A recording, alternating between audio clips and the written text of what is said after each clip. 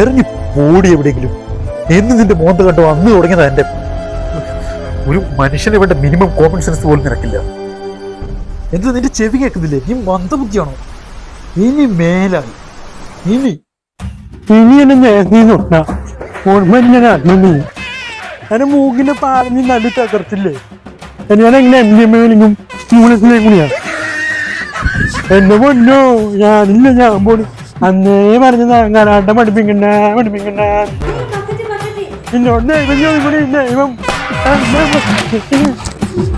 അല്ലോ എന്നോട്